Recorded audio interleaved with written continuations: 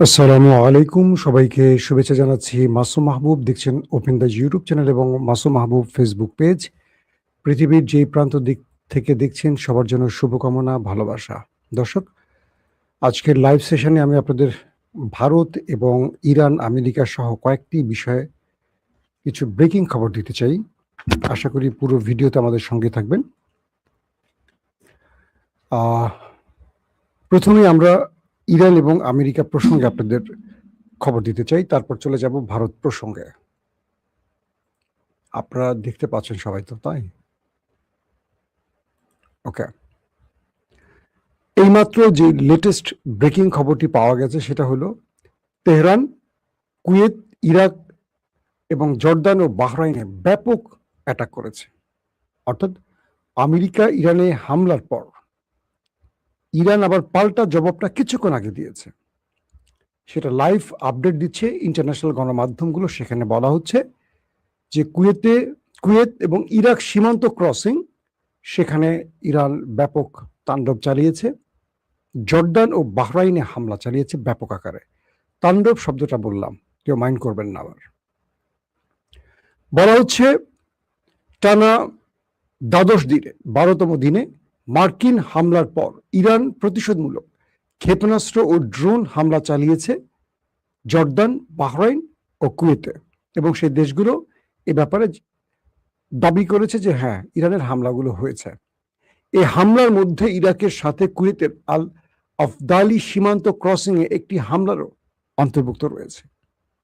মার্কিন president Trump বলছেন তিনি ইরানের উপর আগের চেয়েও বড় একটি ব্যাপক হামলা চালানোর কথা বিবেচনা করছেন এবং তিনি এই বিষয়ে সিদ্ধান্ত নেওয়ার খুব কাছাকাছি আছেন। অর্থাৎ ইরানে খুব বড় আকারে একটি হামলা চালাবেন। তিনি প্রতিদিন এই কথাগুলো বলছেন এবং প্রতিটা হামলায় তার বড় হামলা কিন্তু ইরান মোকাবেলা করছে।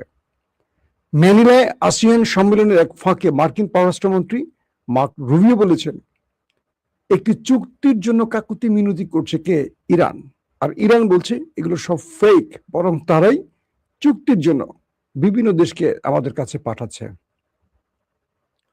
দর্শক, 4,200 জনেরও বেশি ডানপন্থী ইসরায়েলি কর্মী অধিকৃত পূর্ব জেরুজালেমে আল আকসা মসজিদ চত্বরে হামলা চালিয়েছে। এই খবরটিও আল জাজিরার মতো গণমাধ্যমে চলে এসছে। পাশাপাশি সৌদি আরবে তো ইরানের ইয়েমেনের হামলা হয়েছে জানেন। সেই খবরটি আর আমি বিস্তারিত দিতে চাচ্ছি না, এগুলো আপনারা ইতিমধ্যে হয়তো জেনে গেছেন। ইন্টারেস্টিং যে খবরটি সেটি এখন আমরা একটু আলোচনায় আনতে চাই। সেটা হলো সাম্প্রতিক সময় ইরান আরব দেশগুলোর মধ্যে যে অ্যাটাকগুলো করেছে, এতে করে মোটামুটি খুব বাজে অবস্থায় পড়ে গেছে আমেরিকা। এবং আমেরিকা বলছে যে তারা তাদের মূল্যবান অনেক কিছু হারিয়েছে এই হামলার ফলে। আমি ধারাবাহিক কয়েকটা আপডেট তথ্য দিয়ে তাহলে বুঝবেন সহজে আপনারা। ইরান গত 24 ঘন্টা যে হামলাগুলো করেছে, এর মধ্যে দেখা গেছে যে মার্কিন প্যাট্রিয়ট সিস্টেম ধ্বংস করেছে। প্যাট্রিয়ট সিস্টেমটা কি?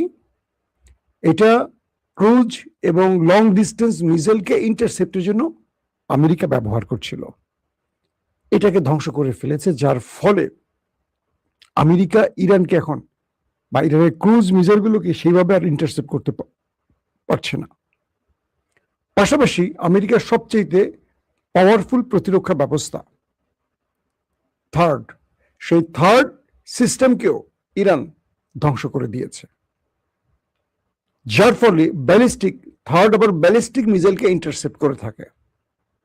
ইরানের ক্রুজ মিসাইল ইন্টারসেপ্টেড প্যাট্রিয়ট শেষ। এবার ইরান আমেরিকার থার্ড প্রতিরক্ষা ব্যবস্থা ধ্বংস করার ফলে ইরানের ব্যালিস্টিক মিসাইলগুলোকে সেইভাবে আর ইন্টারসেপ্ট করতে পারছে না।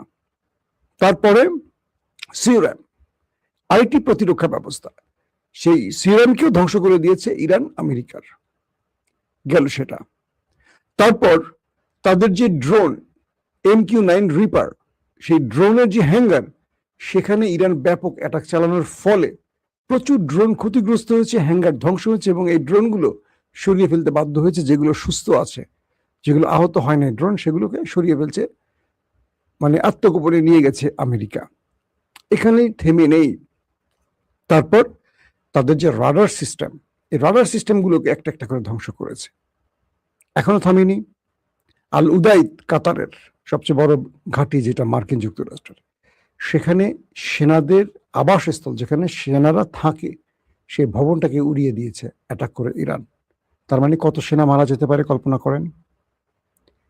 এইরকম সিরিজ যদি আমি এখন আপনাদের তথ্য দেই, পুরো রাত আমাকে মনে হয় বলতে হবে একটা একটা করে, কারণ খুব লম্বা সিরিজ খবর আসতে শুরু করছে আমাদের কাছে।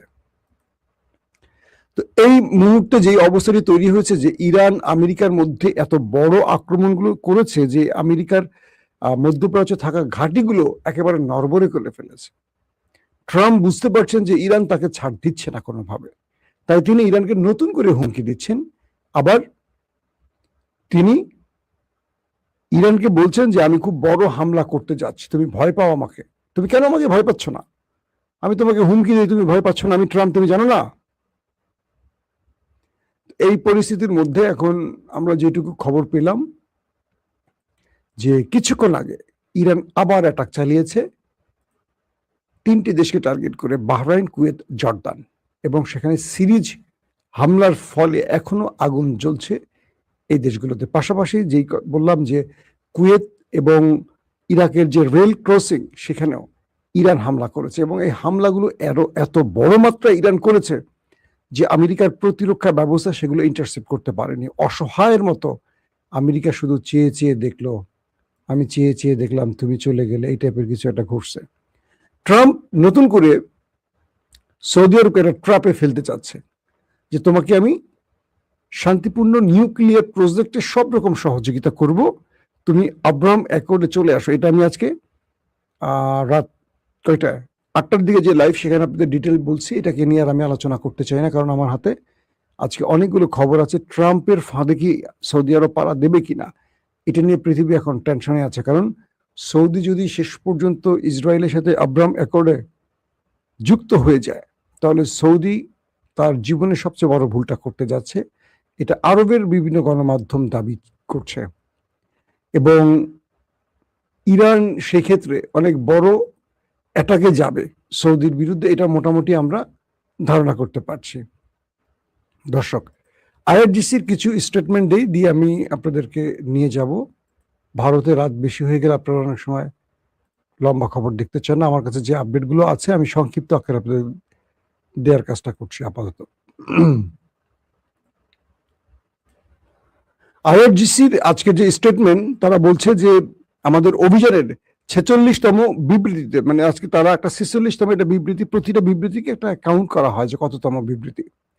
তারা বলছে এই হামলা তারা অপারেশন নাসর 2 এর 26তম ধাপে, অপারেশন নাসর যে 2 যে অপারেশনটির নাম, তার 26তম ধাপে একটি সম্মিলিত হামলায় আল আদিরি ঘাঁটিতে অবস্থিত বিশেষ মার্কিন ইলেকট্রনিক যুদ্ধ ইউনিট, যেটাকে আমরা বলি ইলেকট্রনিক ওয়ারফেয়ার, সে যুদ্ধ ইউনিট এবং তাদের ব্যারাককে লক্ষ্যবস্তু করেছে। ঘাঁটির এয়ার ট্রাফিক কন্ট্রোল টাওয়ারকে পুরোপুরি ধ্বংস করে দিয়েছে ইরান। এটা হলো এই মাত্র আপডেট যে ব্রেকিং খবরটি দিচ্ছি এখন, সেই খবরটি। অর্থাৎ আইআরজিসি এইমাত্র দাবি করলো তারা মার্কিন ইলেকট্রনিক যুদ্ধ ইউনিট এবং তাদের ব্যারাক, সেনাবাহিনীর যে ব্যারাক থাকে, সেই ব্যারাকের লক্ষ্যবস্তু করেছে। ঘাঁটিটির এয়ার ট্রাফিক কন্ট্রোল টাওয়ারকে হামলা চালিয়ে ধ্বংস করেছে। তারা বলছে যুক্তরাষ্ট্র যেদিন সকালে কারবালার দিকে যাওয়া আরভাইন তীর্থযাত্রীদের পথে হামলা চালিয়েছে, তার ইয়াজিদির চরিত্র প্রকাশ করেছিল সেই দিন। তারা বলছে রণক্ষেত্রে পরাজিত হয়ে ওয়াশিংটন আবারও সিভিলিয়ানদের টার্গেট করছে। একদম খোলামেলা বার্তা, যে তোমরা যুদ্ধের ময়দানে আমাদের সাথে পারছো না বলে এখন সিভিলিয়ানদেরকে টার্গেট করছো। আইআরজিসি বলছে শত্রুকে তার শপথ ভঙ্গের খেসারত দিতে হবে, এবং এবার আমরা আমেরিকাকে প্রতারণামূলক যুদ্ধবিরতির মাধ্যমে তেল ও গোলাবারুদ মজুদ পূরণ করে পুনরায় হামলা শুরুর কোনো সুযোগ দেব না। This is point. ইরান বলছে ওরা আমাদের সাথে প্রতারণা করছে। যখন আমাদের সাথে যুদ্ধে পারে না, হেরে যায়, তখন কিছু মিত্রদের মাধ্যমে আমাদের কাছে প্রস্তাব পাঠায় যুদ্ধবিরতি বা শান্তিপূর্ণ একটা আলোচনা। মূলত তারা এই সময়টিতে তেল মজুত করে, তাদের যে গোলা বারুদ শেষ হয়ে যায় সেই গোলা বারুদ মজুত করে বা তৈরি করে, এবং তারা যুদ্ধের জন্য প্রস্তুতি নেয় এই সুযোগটিতে আমাদের সাথে আলোচনার নাম করে এটা প্রতারণা করে। তো আমরা আমেরিকাকে এই সুযোগটি আর দেব না যে তারা আমাদের সাথে প্রতারণা করবে সময় নিয়ে, আর তাদের সাথে আমাদের কোনো সিজফায়ার বা শান্তিপূর্ণ আলোচনা হবে না। এখন যুদ্ধের ময়দানে আমরা সমাধান খুঁজব। মার্কিন বাহিনী ভারত মহাসাগরে তাদের নৌযানগুলোর ক্রুজ ক্ষেপণাস্ত্র মজুদ নিঃশেষ করে ফেলেছে। অর্থাৎ ভারত মহাসাগরে তাদের যেই নৌযানগুলো আছে, রণতরীগুলো আছে বা যুদ্ধ জাহাজগুলো আছে, তাদের ক্ষেপণাস্ত্র প্রায় শেষ করে ফেলছে, কারণ এগুলো ক্রুজ ক্ষেপণাস্ত্রগুলো ইরানে মেরেছে, মোটামুটি তাদের টান পড়ে গেছে ভান্ডারে। এবং আগের দিন ব্রিটেনের RFF ফেয়ারফোর্ট থেকে উড়ে আসা B-1 বোমারু বিমান ব্যবহার করেছে তারা।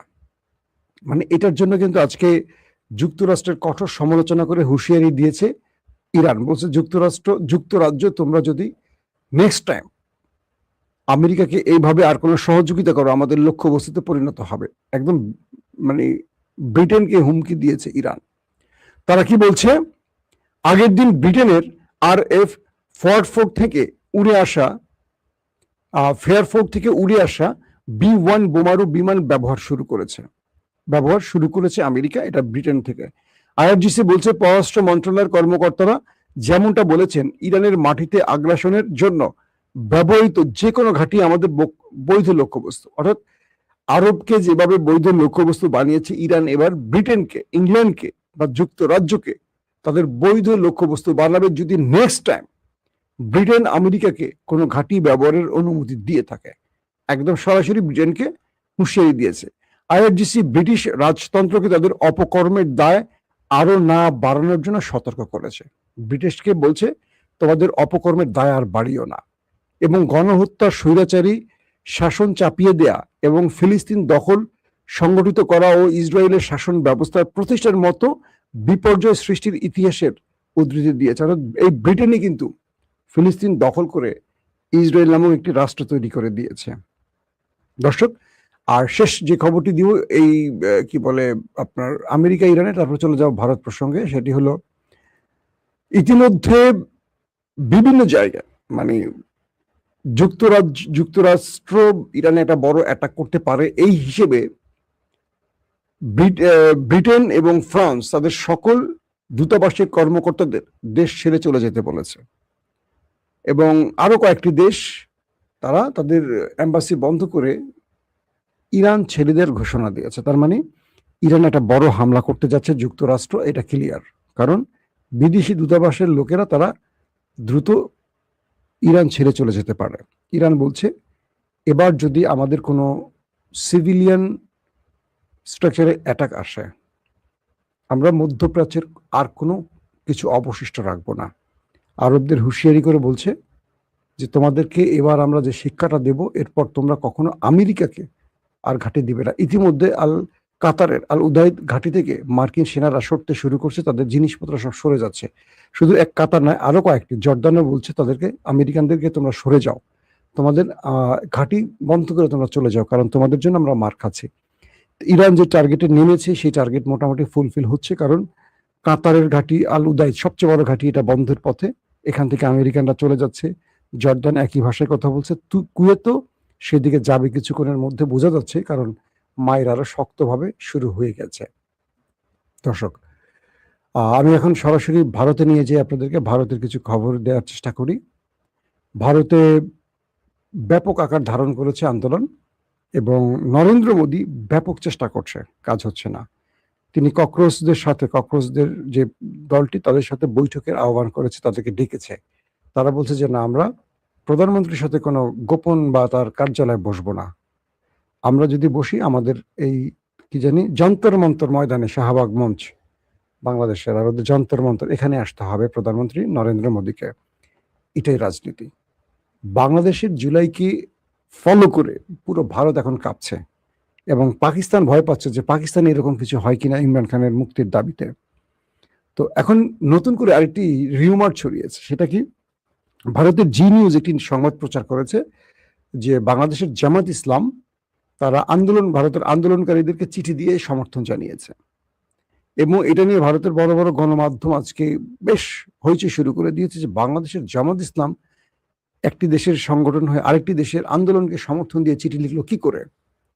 তো এটার আদ্যপান্ত খুঁজতে গিয়ে শেষ পর্যন্ত জানা গেছে এটা ফেক নিউজ, অর্থাৎ ধারণা করা হচ্ছে এটা বিজেপি অথবা দিল্লিতে থাকা আওয়ামী লীগের কোনো এজেন্ট তারা বাংলাদেশকে চাপে ফেলতে বা জামাতকে চাপে ফেলতে এই চিঠির নকশা তৈরি করেছে, অর্থাৎ চিঠিটি তৈরি করেছে। কারণ এই চিঠির পরবর্তী ফ্যাক্ট চেকিং প্রতিষ্ঠানগুলো বিশ্লেষণ করে দেখেছে এখানে জামাতের কোনো নেতার সিগনেচার নেই, জামাতের অফিসিয়াল কোনো ঠিকানা নেই, অ্যাড্রেস নেই, মানে এক কথায় একটা ফেক চিঠি। এবং বাংলাদেশ যে নামটা বাংলাদেশ লিখছে, বাংলাদেশ জামাত ইসলাম বা বাংলাদেশ, সে বাংলাদেশ বানানটাও ভুল আছে। ধারণা করা হচ্ছে এটা বাংলাদেশকে চাপে ফেলতে কোনো একটা কৌশল নেওয়া হয়েছে, এবং নরেন্দ্র মোদী এই কৌশলের মাস্টার মাইন্ড জানেন। হাসিনার নরেন্দ্র মোদীর প্রায় চালাকিগুলো একরকম, মিষ্টি মিষ্টি কথার ভিতরে অনেক দুষ্ট মানুষ। তো এখনকার সর্বশেষ পরিস্থিতিটা হলো আন্দোলনকারীরা বিভিন্ন জায়গা থেকে ছুটে আসছে। কৃষকরা দিল্লি চলো আন্দোলন শুরু করেছে, বিভিন্ন পেশার মানুষগুলো এখন এই যন্তর মন্তর দিল্লির এই অঞ্চলে আসা শুরু করেছে, আস্তে আস্তে বাড়ছে। পুলিশ ছাত্রদের উপর অ্যাটাক করায় এখন বিভিন্ন প্রেক্ষাপট থেকে বিভিন্ন পেশাজীবীরা তাদের সমর্থনে এগিয়ে আসছে। ভারতবর্ষের সুপারস্টাররা সালমান খানদের মতো অভিনেতারা সমর্থন জানিয়েছে আন্দোলনকে, এবং দক্ষিণের নায়ক নায়িকারা শিল্পীরা এগিয়ে আসছে। এবং পুলিশ ছাত্রদের উপর যে হিট করেছে তার পরিস্থিতির আলোকে পুলিশকেও আজকে মোটামুটি ভালো ধোলাই দিয়েছে আন্দোলনকারীরা, এবং বিভিন্ন জায়গা থেকে এখন আন্দোলনের তেজ বাড়ছে। পশ্চিমবঙ্গ, উত্তর, দক্ষিণ ভারতের প্রত্যেকটি প্রদেশে এই আন্দোলন ছড়িয়ে পড়তে পারে এই আশঙ্কা করা হচ্ছে ইন্টেলিজেন্স তথ্যের আলোকে। পাশাপাশি বিভিন্ন প্রদেশ থেকে বলা হয়েছে তারা এই আন্দোলনকে সমর্থন দিচ্ছে, এবং মোদী বিরোধী একটা বিশাল প্ল্যাটফর্ম তৈরি হচ্ছে। ধারণা করা হচ্ছে যে এখান থেকে মোদীকে পতনের জন্য ইন্ডিয়ান ইস্টাবলিশমেন্টের কোনো বিগ ম্যাচ থাকতে পারে, পাশাপাশি যে এখানে আমেরিকার কোনো হাত থাকতে পারে এরকমও আসছে। অর্থাৎ যদি এখানে আমেরিকা এবং ইন্ডিয়ান ইস্টাবলিশমেন্টের কোনো বিশেষ হাত থাকে তাহলে নরেন্দ্র মোদীকে বিদায় নিতে হবে, কনফার্ম থাকেন, এবং এই আন্দোলন আরো বড় ফ্রেমে চলে আসবে। তবে একটি বিষয় ভালো লাগছে, পাকিস্তানে যেমন আন্দোলনকারীদের প্রকাশ্যে গুলি করে হত্যা করে, বাংলাদেশে আওয়ামী ফ্যাসিস্ট রেজিম যখন প্রকাশ্যে 2000 ছাত্রকে গুলি করেছে বা 30-40 হাজারকে অন্ধপঙ্গু করেছে, নরেন্দ্র মোদীর এই আন্দোলনে এখনো সেইভাবে ছাত্র হত্যার অভিযোগ আসেনি। তারা টিয়ার সেল, রাবার বুলেট, লাঠিচার্জ করেছে। এত বড় একটা দেশে এত বড় আন্দোলনকে নরেন্দ্র মোদী এখনো মানে হত্যার মধ্যে টেনে নেয়নি, গ্রেফতার করছে, আবার অনেকে ছেড়ে দিচ্ছে। অর্থাৎ নরেন্দ্র মোদী বুঝতে পারছে এই মুহূর্তে একটা লাশ পড়া মানে আন্দোলন আরো ভয়ঙ্কর রূপ নিতে পারে, এবং খুব কন্ট্রোল। মানে ভারতে কিন্তু আমাদের চেয়ে ভালো গণতন্ত্র আছে, মানেন আর না মানেন। যদিও নরেন্দ্র মোদী ভারতটাকে একটা হিন্দু রাষ্ট্র বানাতে চেয়েছে, ইতিমধ্যে প্রকাশ রাও দক্ষিণের একজন বড় অভিনেতা আরো এরকম অনেকেই বলছে যে এই দেশটাকে হিন্দুত্ববাদ থেকে রক্ষা করতে হবে, এই দেশটা সবার। এখন ক্রমান্বয়ে এই পরীক্ষা প্রশ্নপত্র ফাঁসের অভিযোগটি বৈষম্য বিরোধী আন্দোলনের মতো হাসিনা পতন, নরেন্দ্র মোদী পতনের দিকে চলে যাচ্ছে। তো এখন আন্দোলন ক্রমান্বয়ে বাড়ছে, প্রত্যেকটা অঞ্চলে আন্দোলন ছড়িয়ে পড়ার জন্য আহ্বান করছে ককরোচ পার্টি, এবং প্রতিটা মোদী বিরোধী রাজনৈতিক দল, বিজেপি বিরোধী আন্দোলনগুলো তারা আস্তে আস্তে ইউনিটি তৈরি করছে, ঐক্যবদ্ধ হচ্ছে। নরেন্দ্র মোদী প্রথমে ছাত্রলীগ নামিয়েছিল, মানে তাদের যে ছাত্রলীগ তাদের নামিয়েছিল, তাদেরকে পিটিয়ে মারছাড়া করেছে ছাত্ররা, পুলিশ মোটামুটি ধোলাই টোলাই খাইছে। তবে পুলিশ এখন পর্যন্ত এটা করেনি আর কি, মানে মানুষ হত্যার মতো কাজ করেনি। তো তারপরও যেটুকু বোঝা যাচ্ছে পুরো দিল্লি কন্ট্রোলে এখন আন্দোলনকারীদের, এটা আস্তে আস্তে বিভিন্ন প্রদেশে ছড়াচ্ছে, যেটা নরেন্দ্র মোদীর পতনের দিকে নিয়ে যেতে পারে। দর্শক, আজকের মতো শেষ করতে চাই। আমরা আপনাদেরকে প্রতিদিন এখন ভারতের আপডেটগুলো দেওয়ার চেষ্টা করব, পাশাপাশি যেই খবরগুলো নিয়মিত থাকছে সেগুলো থাকবে। আজকে চেয়েছিলাম বাংলাদেশ নিয়ে কিছু কথা বলবো। বাংলাদেশের সেনাপ্রধান আমাদের মিস্টার ওয়াকারুজ্জামান, তিনি তুরস্কে সফরে আছেন, তুরস্কের সেনাপ্রধানের সাথে বৈঠক করছেন। আমি চেষ্টা করবো কালকে এটার ব্যাপারে কিছু আপডেট তথ্য আপনাদের দেওয়ার জন্য। ওকে দর্শক, আজকের মতো বিদায় নেই, প্রত্যেকে ভালো থাকবেন, আল্লাহ হাফিজ।